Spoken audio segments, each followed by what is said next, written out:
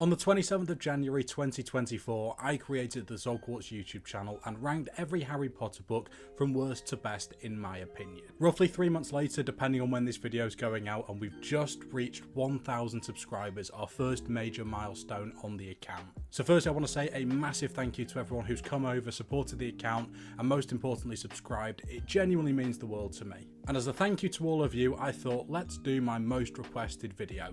Since day one, when I reviewed all of the books and ranked them in order from worst to best, everybody has asked me, can you do it for the movies as well?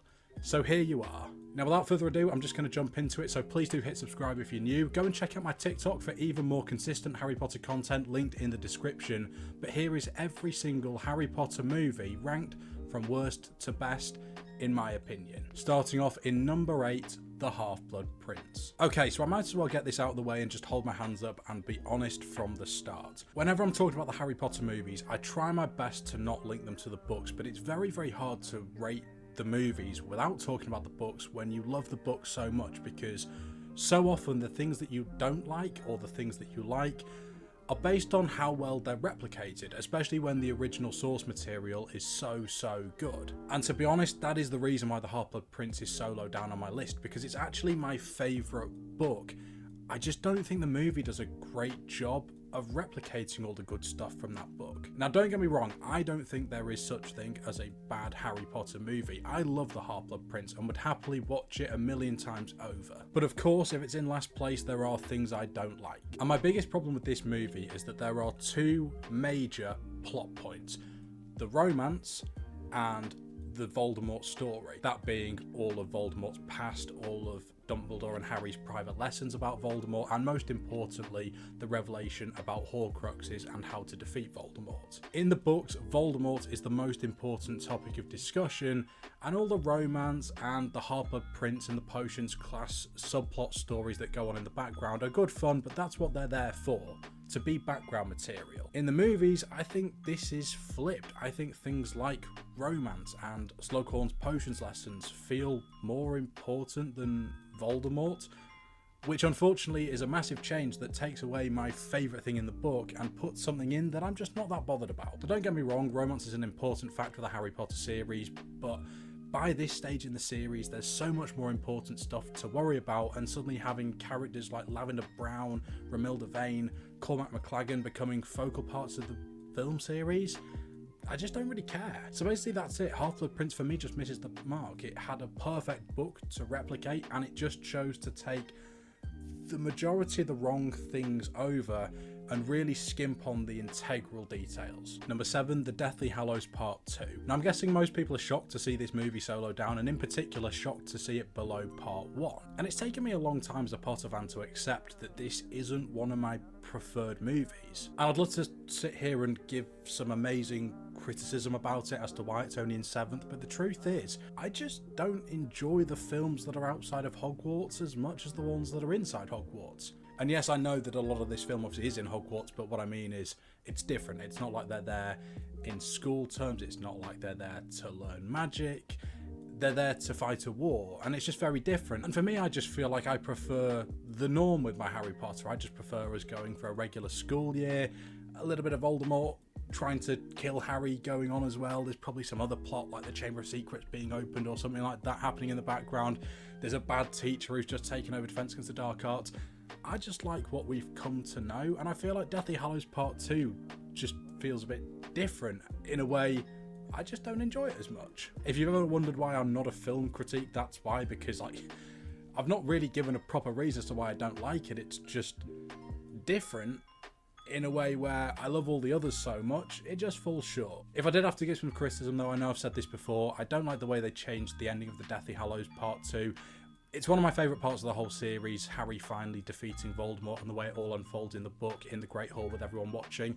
And it's not bad in the film, but when you had it there so good in the books and you could have just taken it over and done the same thing, but went a different direction, I think it's a shame. I just don't think it hits quite as well. In 6th place is The Goblet of Fire. Now it always pains me to put this movie so low because, to be honest, it's a really fun and entertaining movie. It is actually one of the first movies I'd go to put on if I hadn't watched Potter in a while. But to be honest, this one falls into the same trap as The Half-Blood Prince does in my opinion. Because Half-Blood Prince and Goblet of Fire are two of my favourite books, and they are two of my least favourite movies, because the books are so good and they just took the wrong things, in my opinion. Just little things like cutting characters like Ludo Bagman and Winky, not giving us true explanations about Barty Crouch and Barty Crouch Jr. and that whole story. And the idea that one of the main focal points of the book is that there is somebody in Hogwarts who put Harry's name into the Goblet of Fire, so probably wants to kill him, isn't really played up anywhere near enough in the movie. In addition, just a real pet peeve of mine was giving Barty Crouch Jr. that weird tongue flick thing that just completely gives away the villain of the story halfway through.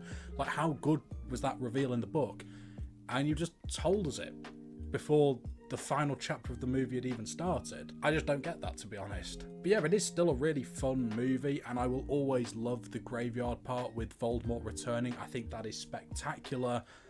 But again, it's just hard when you know that you've got the book there that is so good, and it misses the mark quite a bit. In 5th place, The Deathly Hallows Part 1. So for me, Deathly Hallows Part 1 is just the definition of a solid movie. There's very little that's cut from the book, so straight away, as a book nerd, that's a massive thumbs up. And there's quite a lot of good action in it for a Part 1 film that obviously can't show all of the drama that comes at the end. Stuff like the Death Eaters attacking at the wedding, Harry being found in a cafe with Ron and Hermione by Death Eaters, and of course, in particular, Bathilda Bagshot turning out to be Nagini. There are some great scenes in this, but more than anything, it's all just build-up. It's all just preparing you for what you know is coming. Hunting down Horcruxes, trying to destroy Horcruxes, because we know in Part 2, we got to kill Voldemort. Now, of course, as I said before about Deathly Hallows Part 2, this one still loses points for me for not taking place in Hogwarts. In fact, this one isn't really in Hogwarts at all. But to be honest, that's not necessarily a criticism of the film. I mean, my favourite Harry Potter films are never not going to be in Hogwarts because it's just my favourite place for everything to happen. But this film needed to take place elsewhere. So even though it kind of bumps it down my list and stops it from getting into the top half, it's still good and makes sense. In 4th place is The Chamber of Secrets. Again, like The Deathly Hallows Part 1, Chamber of Secrets is all good with me because it pretty much takes all the source material from the books and turns it into a great movie. Now, I know that for a lot of people, The Chamber of Secrets isn't one of their favourites, and it's very low down on my books ranking, to be honest, and it's because it's just not my favourite plot. I've always felt it's kind of unrealistic, this idea that there's this giant beast. I mean, it's all explained quite well, but the idea that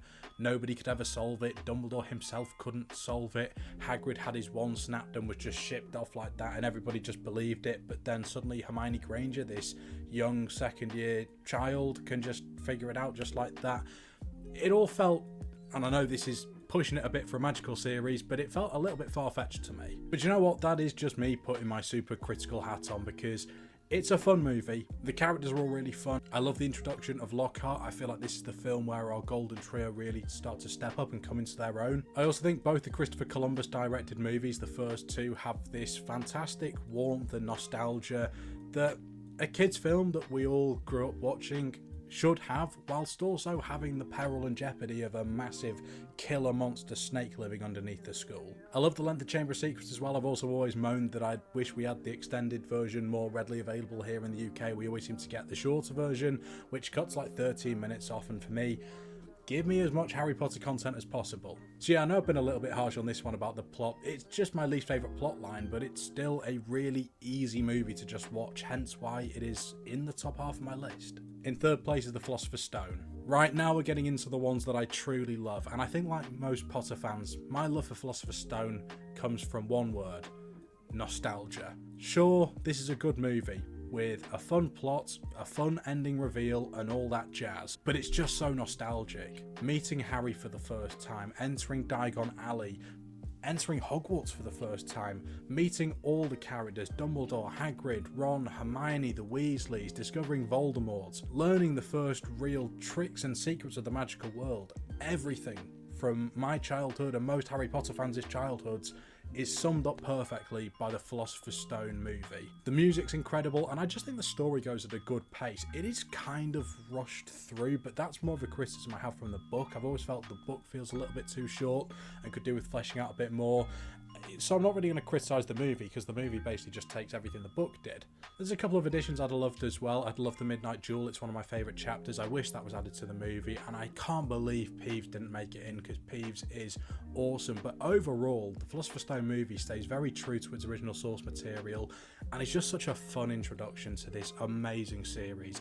Easily one of my favourite movies out there to just stick on a rainy day. Number 2 is Order of the Phoenix. Right, for everybody who doesn't like it when I just go on about how much I love the books, here you are. I'm going to say it right now. The Order of the Phoenix movie is the closest that any Harry Potter movie comes to being better than its original book. I'm always very skeptical of saying it's actually better than the book, because again, I have this deep-rooted love of the books that I just can't get rid of.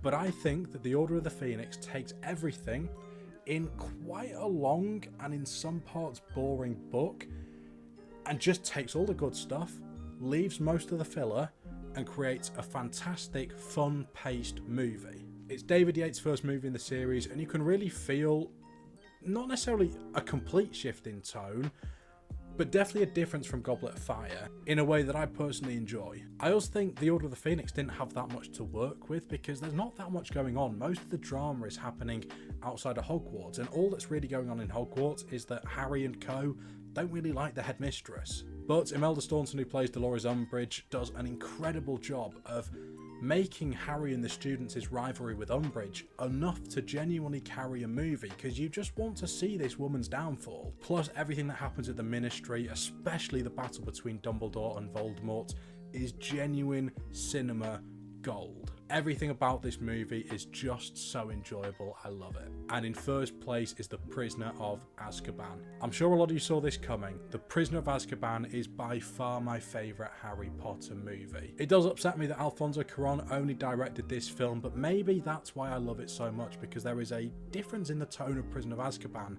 from the entire rest of the series that just works. It still captures that innocence that the first movie should have before Voldemort truly returns, but just starts to change the tone slightly, which is important, because the first couple of movies, whilst there's been incredibly dramatic stuff going on, nothing has felt as threatening to Harry specifically as a killer on the loose, specifically trying to hunt him down, a killer that we also believe was responsible for his parents' death and is on the hunt to try and help Voldemort come back up. We also have some fantastic characters introduced. Emma Thompson playing Trelawney is perfect. Gary Oldman, obviously Sirius Black. David Thewlis as Remus Lupin.